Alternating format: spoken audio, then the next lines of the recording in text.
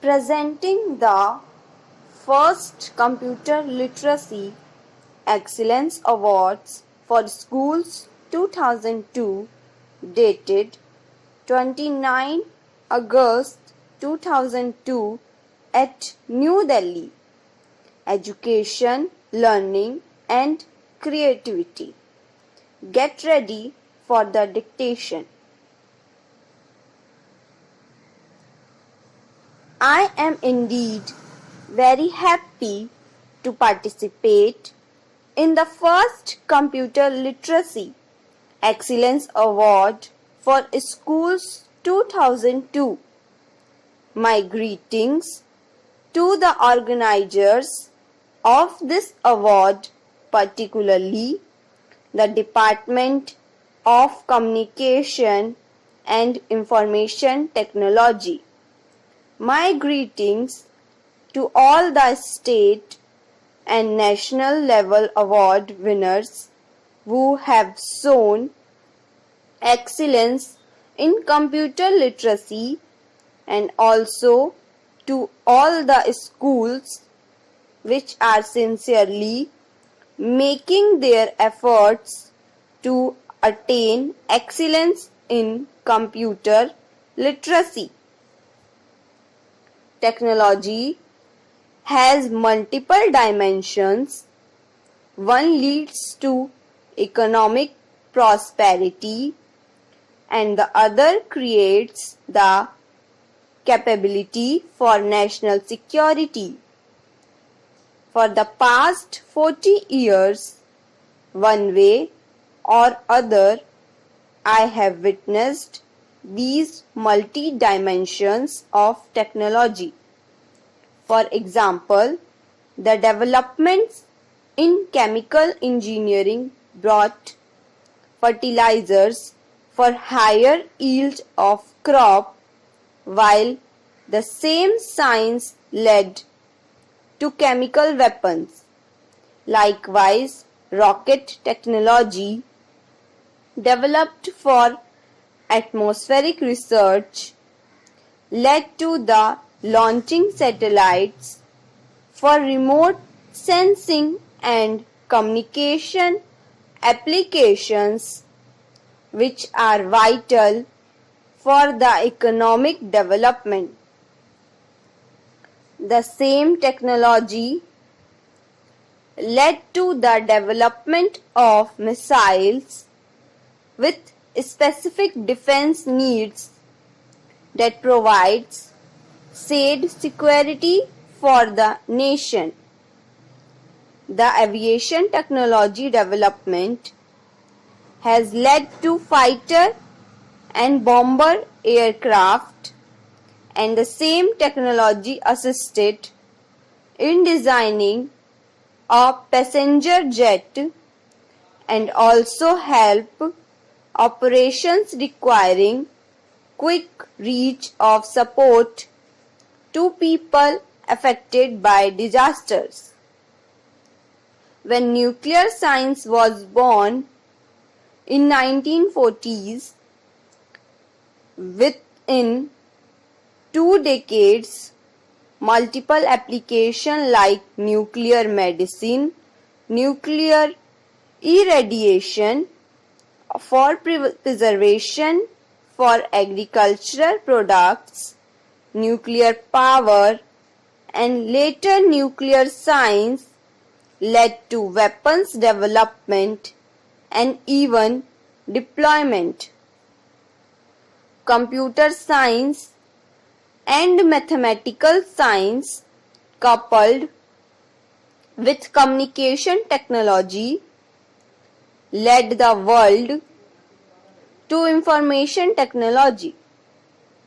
Using information technology, various fields of administration, commerce, health and education have transformed into e-governance, e-commerce, telemedicine and tele-education.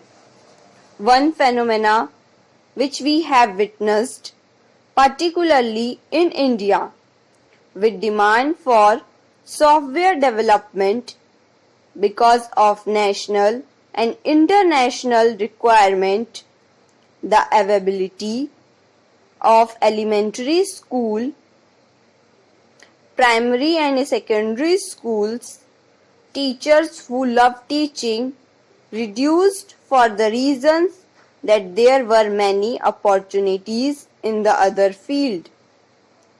The number of teachers who love teaching as a guru level has to increase in large numbers. In view of the various demand pattern, shortage in this area may also be increasing. One side we saw prospective fields including information technology absorbing prospective good teachers, but now we have an opportunity to use same information technology with communication technology for entering into the era of tele-education by creating network of multiple classrooms located in various schools built on the quality teachers by directional teaching and learning in the national level. The model first says is the following. Every state can identify 1,000 number of excellent teachers of primary and secondary schools. Using these teachers as resource in tele-education using connectivity with proper software and with bandwidth, the student strength can be increased from a normal strength of 40 to 60 students to more than 1,000 students with multiple classrooms. Increased use of education will bring down the cost of operations. Simultaneously, rural connectivity, physical, electronic, knowledge, and economic will assist quality teachers preferring teaching in rural schools. On this important occasion, I was thinking what thoughts I can share with you.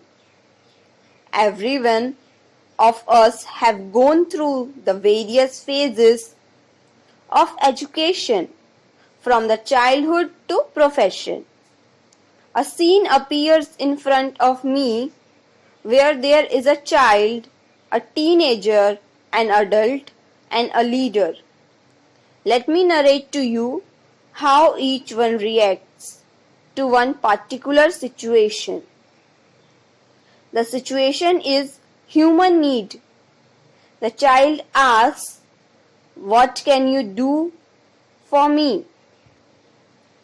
The teenager says, "I want to do it alone." The young person proclaims, "Let us do it together." The leader offers, "What can I do for you?" So, the educational system has got a tremendous responsibility to transform a child into a leader. A transformation of "What can you do for me?" to "What can I do for you?" that will demand a principal to be a visionary with an inspiring capability.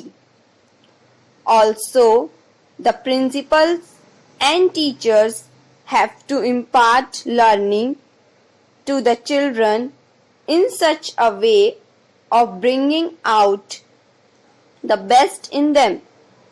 For this, he or she has to be a good teacher himself. With the trends of recent reforms efforts in mind, how does technology fit into the scheme of revolutionizing education, computers provide ample assistance in accomplishing numerous reform goals. In terms of actual instruction, computers are an invaluable tool for providing active collaborative learning and assessment.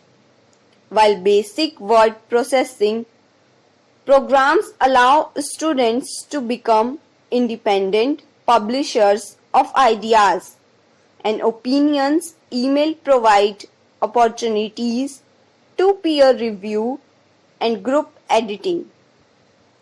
More sophisticated interactive multimedia packages offer true inquiry-based learning, where students must construct and demonstrate solutions to a variety of in-class projects. This is not to suggest that computers are used in reform to replace the role of the teacher. Realistically, that would be both undesirable and impractical.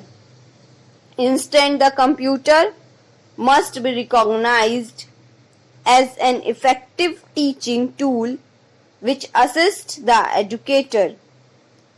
Software offers students individualized learning, so while some students progress on a subject at their own paces, those who begin to fall behind can receive proper interpersonal attention from the instructor. The computer assists the teacher to concentrate on interaction and individualized assistance. The best part of a young person is his or her childhood in school and the best time spent in 800 hours to 1600 hours in the school. The prime learning environment is 5th to 16th years of age. The students spend approximately 20,000 hours in the school campus. Of course, at home, love and affection are imparted. But again, most of the time of the day is spent in preparing school's homework and study, eat, play and sleep.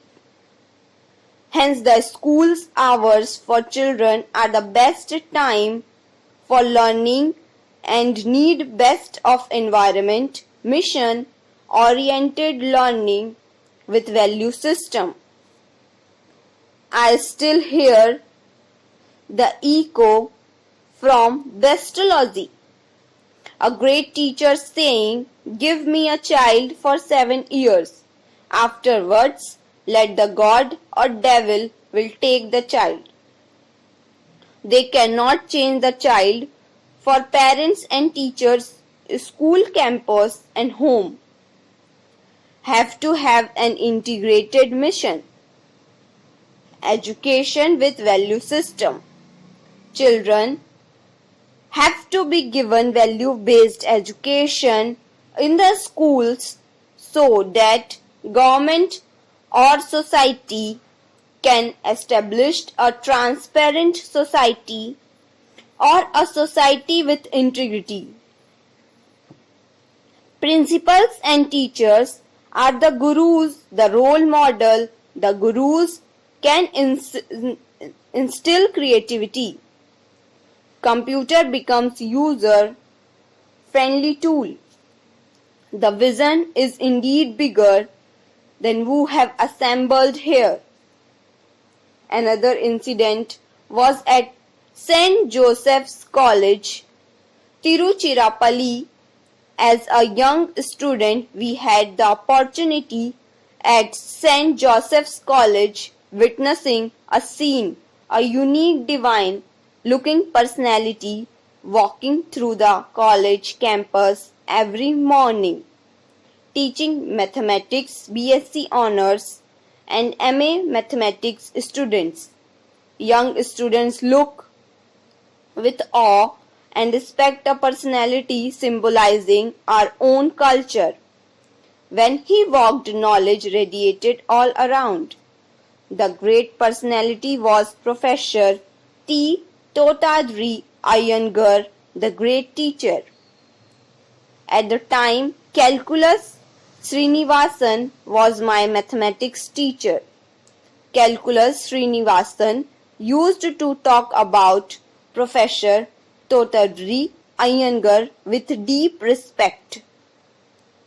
During those days, he and Professor Totadri Iyengar had an understanding to have an integrated class by Professor Totadri Iyengar was for first year BSc honors and first year BSc physics.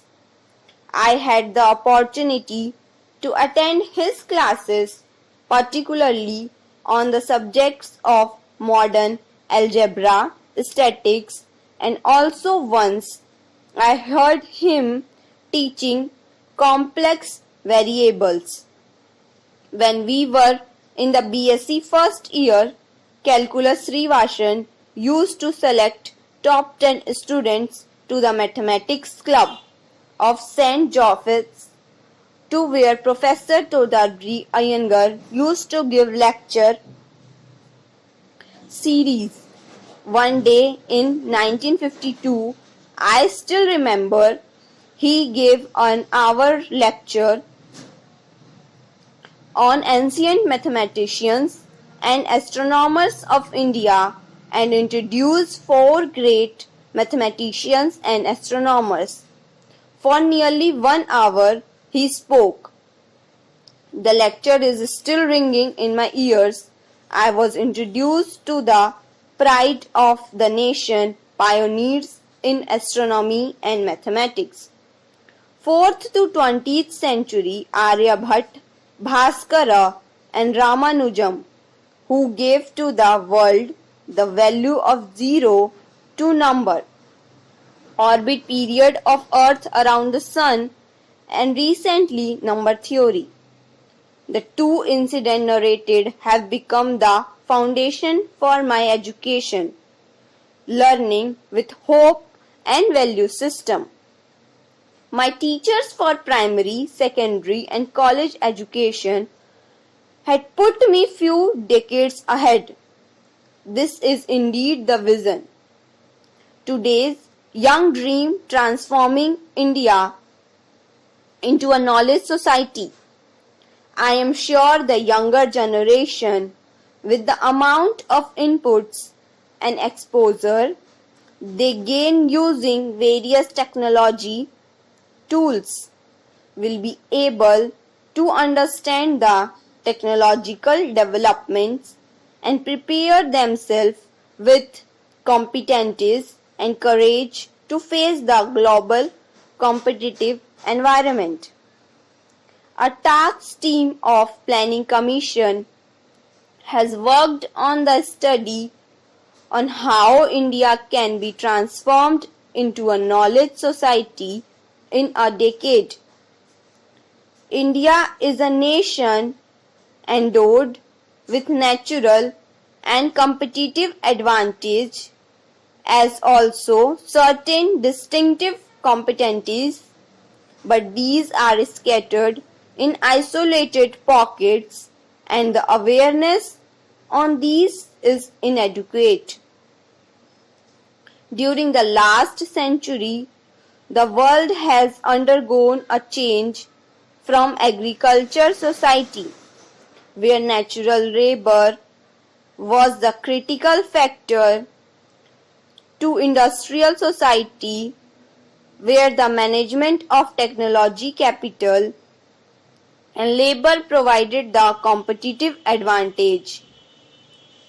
In the 21st century, a new society is emerging where knowledge is the primary production resource instead of capital and labor. Efficient utilization of this existing knowledge can create comprehensive wealth of the nation in the form of better health, education, infrastructure, and the other social indicators. Such a knowledge society has two very important components driven by societal transformation and wealth generation. The societal transformation is on education, healthcare, agriculture, and governance. These will lead to employment generation, high productivity, and rural prosperity. How do we do that? The wealth generation is a very important task for the nation, which has to be woven around national competencies. The task team have identified core areas that will spearhead our march towards knowledge society. The areas are information technology, biotechnology, weather forecasting, disaster management, telemedicine, and teleeducation. Technologies to produce native knowledge products, service, sector, and infotainment, which is the emerging area resulting from convergence of information and entertainment. The driving force for a knowledge society is the primary and secondary education. There is a shortage of competent teachers who love teaching.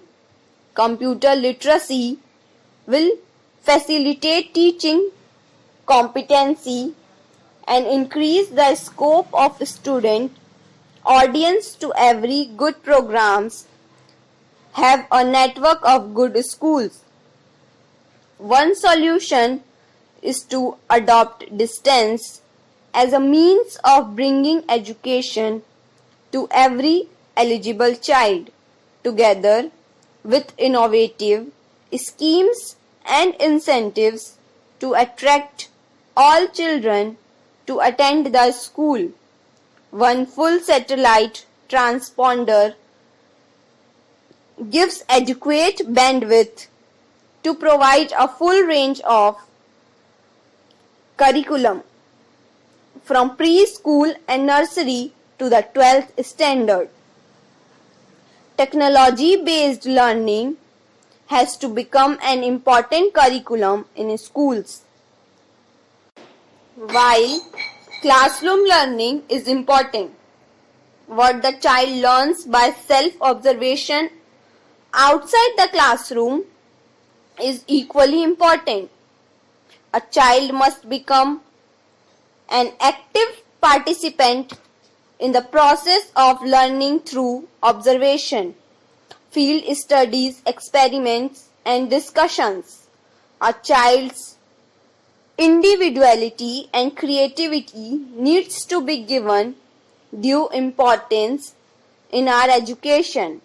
Further, in addition to innovation in curriculum, priority needs to be given to the reorientation of the outlook of the teachers and more effective examination systems so that it recognizes and evaluates creativity and new thinking. The schools must move from becoming educational centers to knowledge and skill centers.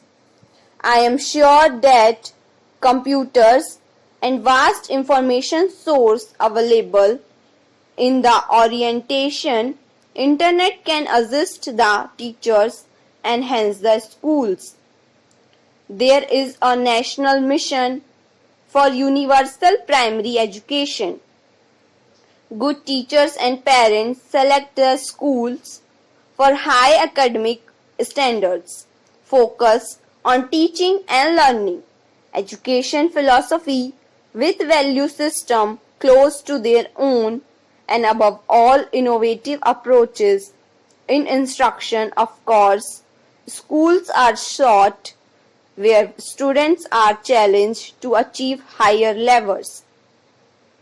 In conclusion, the schools have a great mission to ignite the minds of the young.